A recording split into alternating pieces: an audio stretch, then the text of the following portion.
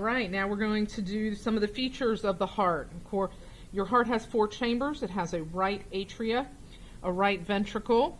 This over here is the left atrium and the left ventricle. In between your right atria and your right ventricle, you've got an AV valve that is called your tricuspid valve. It's got 3 flaps.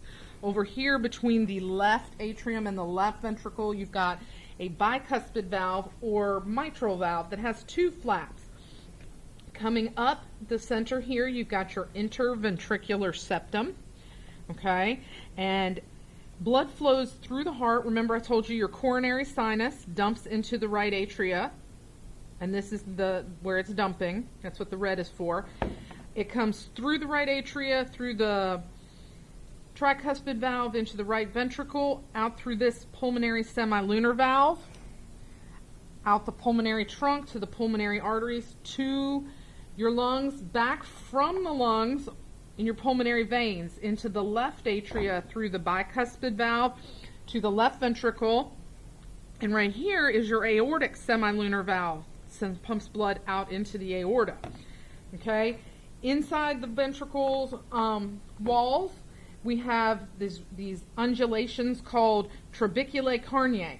You have them up here in the atrial wall, and those are called pectinate muscles. Okay. Down here, these little things that look like upside down cow udders, those are your papillary muscles.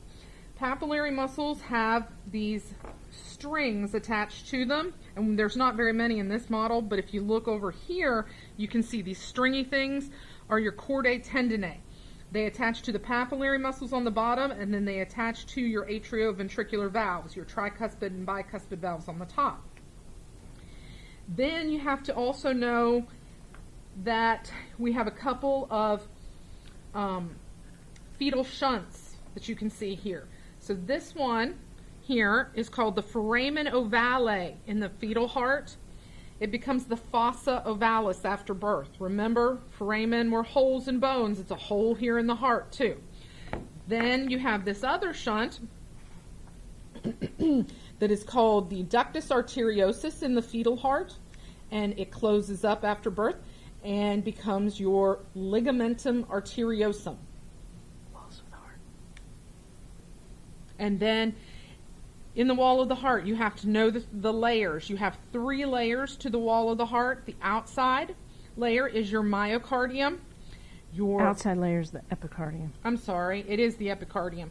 The thick muscular one is the myocardium, and the innermost layer is the endocardium.